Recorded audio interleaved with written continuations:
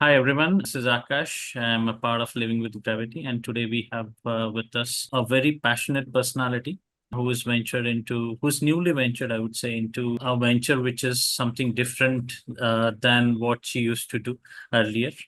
Welcome Alpana to Living with Gravity, and would you mind giving introduction to our folks to our motorcycle community, please?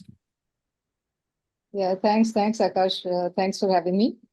Um, so I'm actually a suit that ventured into all kinds of things.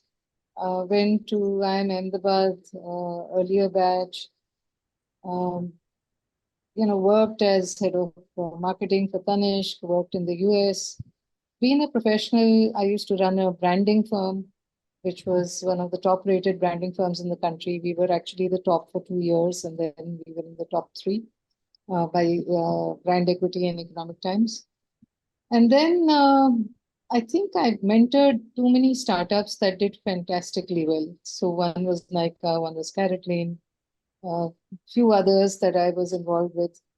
And I think that's when I decided that maybe I should be an entrepreneur myself. So that was the idea, to be an entrepreneur, but what? Um, and I've said this before, and I will repeat this, that I grew up in Delhi, and I had two daughters, and I worked with a whole lot of women's brands, and I had no empathy for young men. So, and then at some stage, we were doing some work for PepsiCo in India. This is when I ran the branding firm, and we were trying to reposition Pepsi in India.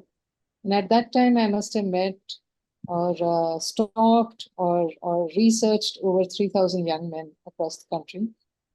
And that's when it struck me that so many brands were talking to young women about how they could be different from their mother's generation, but pretty much no one was talking to young. Um, and so I think, I also had a young man who I met that time, who told me about how he was put in a situation where he was expected to fight. And because he chose not to, he was called a fattu. And he has this tag on him all the time. His friends, his cousins, everybody makes fun of him. But he is anything but. He had courage to join a startup at half his salary. He started to learn motorbike riding at the age of 29. He was 5 feet 4 inches, but he would take on any bike, he would get on it, even if he fell off, he would get back on. So I think when meaning of courage, meaning of power, meaning of honor, I think a whole lot of these terms needed redefinition. So that was my starting point. Um, but I think motorcycling as a metaphor for masculinity and this new kind of masculinity also was growing on me. And at the time, my co-founder, Jackpreet, who's a rider, he's been riding for the last 35 years. I started at the age of 14 or thereabouts. Um, he brought a lot of insights into motorcycling, and that's pretty much how it started. And I think once I got immersed, then that was it. It just became the most fascinating space that I could be in. So this is your inspiration. That's right. That's right. That's how I started. And would you like to share your core vision of your company, Alpana? And how does it impact the motorcycle industry? Right. So I think the whole world of motorcycling has been defined by far or fast. Yeah. So you had the cruisers, and you then went to Ladakh, or you went for long distance rides, or you went on the track, or did the what you shouldn't be doing, race on the highways. Now, we actually felt that while this was defined, a lot of bikers were not wanting to be tagged like this. They also wanted to go off-roading. They would also want to go to Ladakh, but then they might also be adventure tourers, who might look at different destinations. And it was not so sharply defined as the industry has done it. That was one. Second was that the whole world of bikes is very, very well organized. They're very sharply targeted. There are new bikes being launched every month. There is a new 200cc plus bike, 250cc plus bike Right. launching. But the ecosystem around that was very nascent. There were just a few brands, um, not doing very much new or different. And I think we started with the okay. So I'm going to also step back and make another point. About that time, we'd gone for our first IBW before we even started out. And one of the things we found was that super bikes had parking space. Okay. Yeah. You were Royal Enfield, you had parking space. If you were any other bike, you were all the way outside walking in the dust. And this kind of industry's treatment of riders who were, 200cc plus to about 600cc, who didn't really belong to uh, the mainstream culture, or they were allowed to see, but you can't touch. Yeah. Kind of treatment that happened with them. I think we realized that we wanted to be a brand for the Eklavyas and not for the Arjuns. So you're just because your father could afford it, or just because you had a lot of money and you had a big bike, that didn't define you as a biker. And as a biker, really, your skill, your agility, your balance, your control, a whole lot mattered much more than what bike you were riding. So I think as a brand, we stand for the passionate biker. That's the only currency at Tiivra. That's really what we say. And we want to be enablers of better riding. So that's really the role that we have. And of course, part of better riding is being safe. So we don't see a composite fiber helmet that we make, which really saves at higher speeds.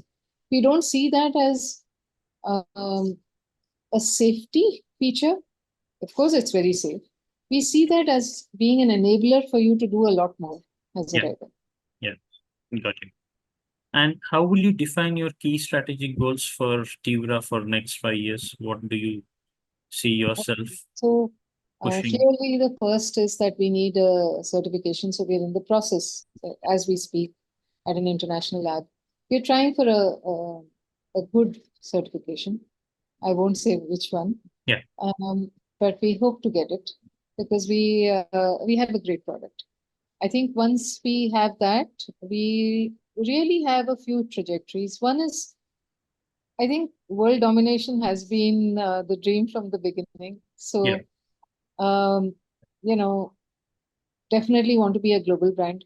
Part of the decision to call this brand Tiivra, which is an Indian name, also came from the idea that we will be a global brand, and a global brand that is proud of its roots in Yeah. India, and it's made in India.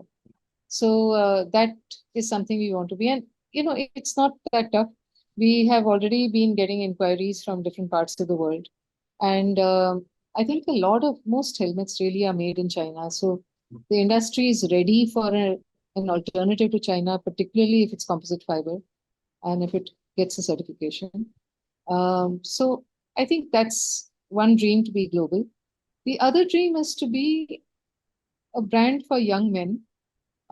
So it's not just bikes and bike related, but biker lifestyle as well.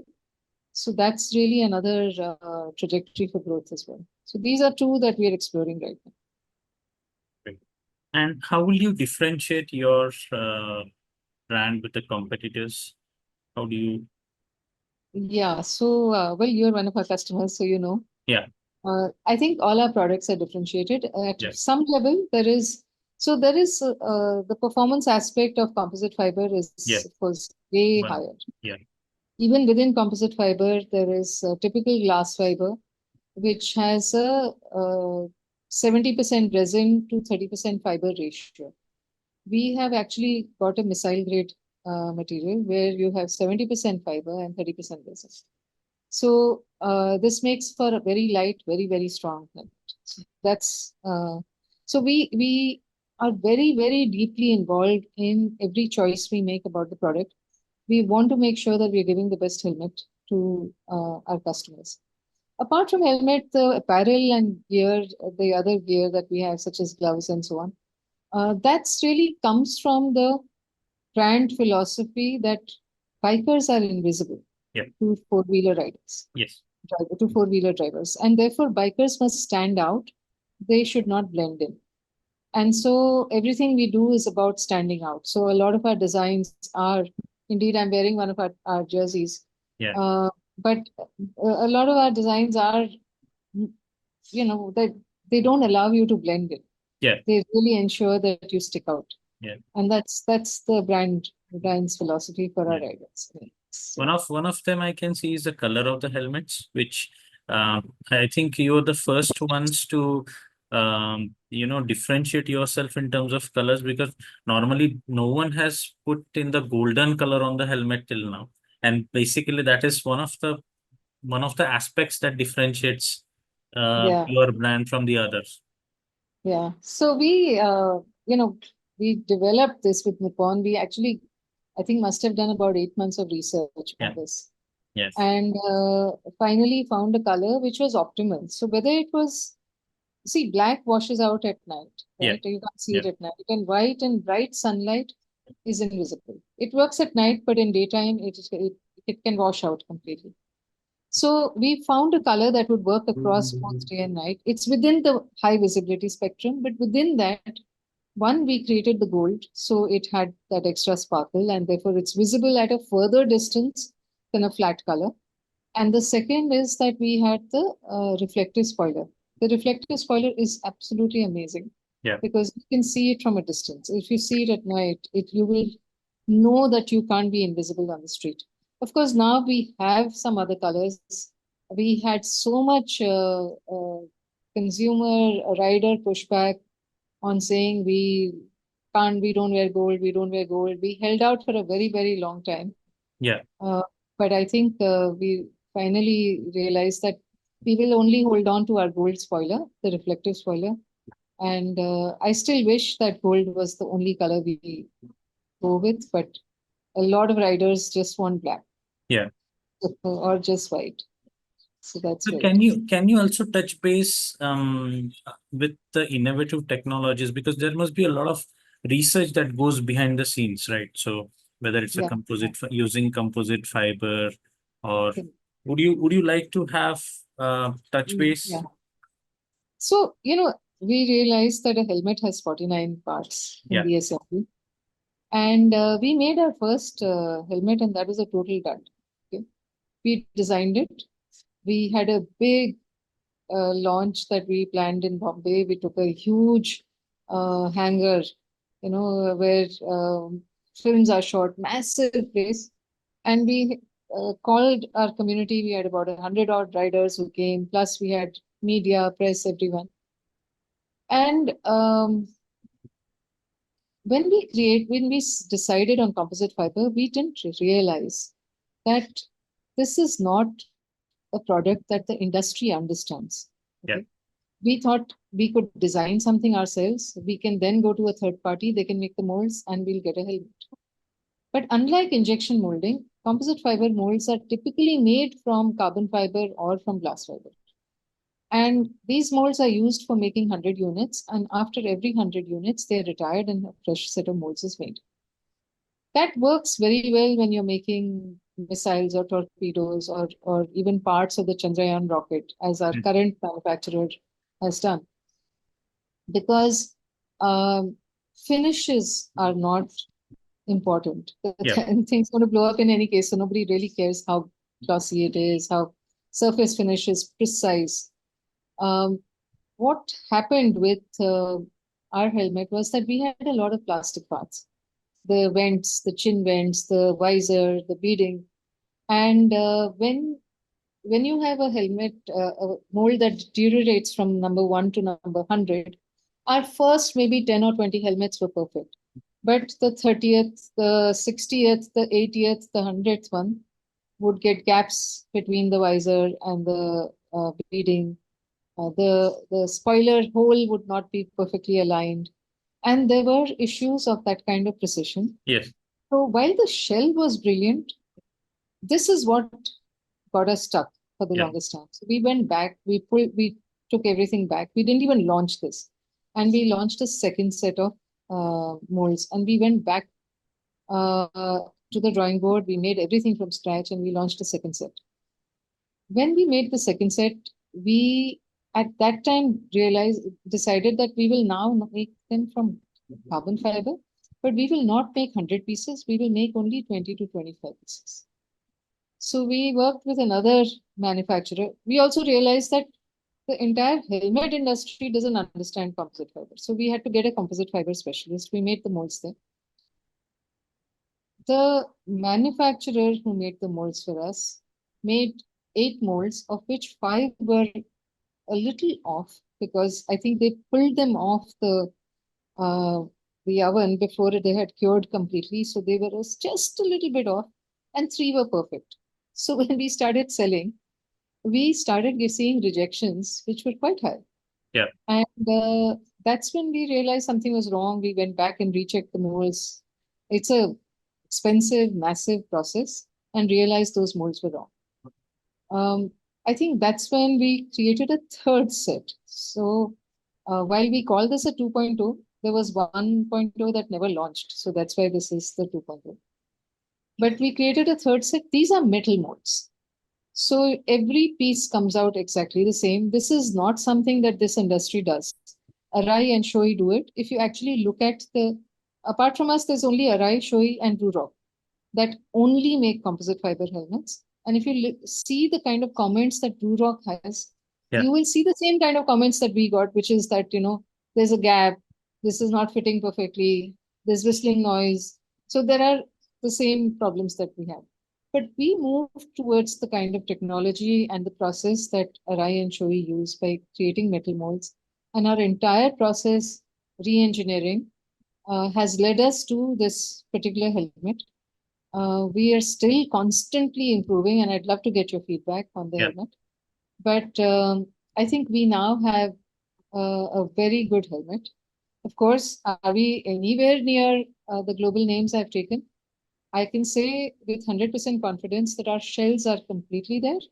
I think our finishes have a long way to go before we can be at that level. We are sub 10,000, but we do want to get much better, even at a price which is an affordable price. Correct. So for us, improvement is a constant learning and journey. Improvement, yeah. And what are the upcoming product releases, if you like to talk on, or developments that are still going on? I know you. Yeah. There are colors that you are changing with the helmets. There are glues that you have brought in. So constantly, you guys are, improving and bringing new. Anything, Yeah. anything apart from this that you. So we have we want to create a versatile helmet. So Yeah. all our vents are screwable. So we want to use those holes for replacing different kinds of vents or different kinds of spoilers or other accessories that can make the helmet much richer in terms of the experience. So that's one thing that we're planning to do. We are playing around with other substrates. So we are looking at carbon fiber material. We are seeing if we want to do Kevlar now. So we're looking at various kinds of materials to see. The only thing is when you get into those materials, the costs go up greatly. Yeah. And, we know what carbon fiber costs. I'll tell you, I won't name it, but there is a competitor in the market who has a carbon fiber. One, it's heavier than us. Two, it's at a price point that it just cannot be. Yeah. Carbon fiber costs a hell of a lot. Very high, yeah. It's high cost material. So I'm not sure what that product is, and but I do not believe it is carbon fiber. Yeah. So we are also looking at creating something where there is only one layer of carbon. It makes it stronger, but we will be honest and we'll call it a carbon core. I don't think we're going to pass it off as a carbon fiber helmet. So just one layer on the inside actually will be a carbon, Yeah. rather than mislead the consumer. We're trying to see if we can make a little window in the top layer so that people can see it inside. Yeah. But it would be a carbon core. So I think there's a few permutations that we're playing with right now. Right. And who is your target audience, Alpana? And how do you engage with them? Yeah. So our target audience is actually not the cruiser rider. Yeah. Um, we have optimized our helmets for people who ride at an aggressive angle from a 35 to a 65-degree angle. So if you and that's how the air vents are optimized. So Yeah. when the air intake happens, therefore at that speed the sound is the lowest. And we've done CFT testing, which we were amazed that the industry doesn't do this. But when you do the testing, and this is just simulation, it tells us that our coefficient of drag is really low. Yeah. Right? I think we are at a 0.4. I believe a Lamborghini is at a 0.36. So we are, uh, you know, and the spoiler is designed as such that we have riders who tell us that they've done very high speeds, 180, 190, and the helmet doesn't bob. It doesn't. There is a down force which keeps the helmet down. So yeah, I think there's a lot of thought that's gone into every aspect of the helmet. Right. And how what trends do you see now currently in motorcycle industry that is changing the way and how are you adapting to it? I think there is a constant feedback that comes from Yeah, the yeah. I think this one that riders don't want to be typified, and therefore more and more bikes which are versatile. Yeah. We see that coming. So that's why we want to create helmets which can be more versatile as well. They can have add-on accessories. You can change them if you're going off-roading, maybe, and so on. So we are trying to play around with how can we make this more versatile. We don't believe in the modular helmet. Yeah. Because it's really not the safest, and Mm. it's rare for you probably need fantastic technology to really swing a composite fiber modular. So we are not there yet. I think the other thing that we get a lot of inquiries for Akash is doing kids helmets. Yeah. And this young boy Shreyas, he had come and taken part at an IBW at our riding experience. And his father had asked us for a helmet that time. And we didn't have a shell that size. So we didn't want to give him a helmet where we just padded it and made it his size. But I'm still want more science before we venture there, even though there is so much inquiry. It's easy for us to make a new mold. I'm not sure how young necks behave at the time of impact and what should be the ergonomics of a helmet. So we are still researching that. We're talking to several orthopedics. Trying to figure out what is the science behind it. But if that happens, then we'll look at maybe helmets for kids as well. Yeah. And while now that you have been a brand, how important do you see the style and design, in addition to the safety of Tiivra's products? So I'm not, see, design is something people might like, people might not like. Yeah. Right? But I think in our case, every design has a meaning. I think the Bazid, for example, that you've got, Yeah. it comes from our understanding that there are people who are very impatient. Yes. They are, it's a perfect archetype helmet for you because Yeah. it's about electricity in your veins, Yeah. and therefore not being able to be still at one place. The Yeah. very fact that you do so many multiple things, the design absolutely encapsulates who you are as a person, and each of our designs has a design thought behind it, Yeah. which captures the personality of the rider. But I think at the end of the day, the meaning of design is more important than just seeing one saying, do I like this? Do I not like this? That's one. The second is that the design has to, there are brands that do hundreds and thousands, they just keep rolling out new ones. and they throw them out, and maybe something sticks, maybe something doesn't stick. We know that we want people to look at this and say, this is a Tiivra. They need to be able to identify it, because the intelligent choice that a rider makes when they choose a composite fiber helmet needs to be a choice that everyone understands, that here is a rider who has made this choice. Yeah. So we want a Tiivra to be identifiable always. And that, I think our design will always do that. Yeah. And what are the biggest challenges that you have faced till now? And what are the partnerships or collaborations that is coming up, which is a very crucial for you? Yeah. So the product has been, it's if we had, even if we'd known that composite fiber was so tough and Yeah. less than 1% of world's helmets are made from this, we would have still done it, because we really believe this is the best helmet there is. Yeah. We were actually shocked. Nobody in our team also realized this till we got into it ourselves, that even EC 2206 impact testing is done at less than 30 kilometers per hour. So at higher speeds, that's the reason why 100% of track riders were only composite, because at higher speeds, only composite fibers save. And we've had anecdotal evidence from some riders who've had falls or crashes, and their helmets have cracked exactly as they're supposed to, like how a windshield cracks, it absorbs a lot of impact. Yes. And so the EPS is very, very, it's almost intact. Yeah. Whereas in a plastic helmet, an EPS will tend to flower, which means that that's the point where a very high level of impact comes. So I'm sorry, what was the question you asked? Yeah, I said, what are the global and what are the collaborations that you're looking forward? Okay, so we have collaborated with Gulf at IBW. I think we've done something for Lamborghini and Ducati when they came together. We created a helmet for the first rider who bought the motorcycle.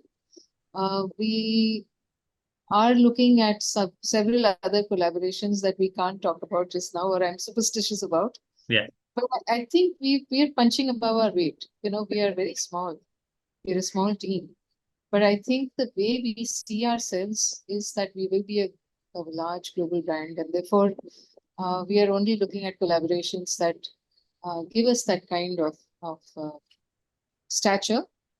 And I guess brands see our vision, and therefore they are happy to collaborate with us as well. Right. So, are there any new markets that you're trying to put yourself in, or any new segments that you are trying to push yourself in? not at the moment. I think there's a lot to do in the segment we're in. Yeah. So I think we're there. We still have to build our community much stronger. Yeah. So we need to do that. I think we need to. So there's a lot to be done where we are, and Yeah. I think we will take the next couple of years strengthening that before we venture out. Once we have a strong fortress and moat, and I think that we're also driven by, as a startup, we're driven by the culture of being profitable. We're not just driven by valuation. Yeah. So I think let's build a very strong business, and then built on the right principles, and then we can get. Right. And what is your learning experience over here, Alpana? What do you see? I mean, I mean, that I know that would come under the challenges, but what do you see differently over here? We were really lucky that our business, we started on April 2nd, 2020. Yeah. And I think this was right when the lockdown started. Yeah. So we were extremely lucky that we saw supply chains break down everywhere. Yeah. Yes. And the advice we had been getting is go to China. And we talked to so many people who said, don't bother doing anything, just go to China, get the product, get it CKD or SKD, put your brand on it, you can do the decals, and just go to market. And if we'd done that, we would have been out, we would have saved 2 years. But I think what we have, because of that supply chain disruption, one of the things we decided was that, look, let's explore India and see if we can make this in India. And I think as we were looking at making in India, the pride of making it in India, And the fact that we could design it. In China, we would have had no say. We would have just picked up something and put our name. Yeah. Here, every aspect of the design, every mistake and every correction of the mistake is ours, and Yes. every learning is ours. And so we are, today our confidence to say, okay, we are now looking at 2 more models, and how are we going to design that from scratch? That confidence we have because we've learned with the mistakes we've made. Yeah. So I think it's been invaluable, and Right. I wouldn't trade it for anything. And one last question before we wrap up. What advice would you give to aspiring entrepreneurs in the motorcycle gear industry and to the community? Yeah, I would say just go for it. Keep the rider at the heart of it. Yeah. And one thing, Akash, we have tried to live by is that, riders are very vulnerable. So Yeah. we've said that safety before profits. That's a mantra we've lived by. Yes. So I think if that's how the community becomes an entrepreneur, we will do right for the community, and we will therefore do well. Build it on the right principles, and we got it right. Right. I have an anecdote to share. I don't know. I'm sorry. You can go ahead, please. We randomly keep testing our shells Yes. to make sure that the shells that are coming from our supplier are of the right strength, right?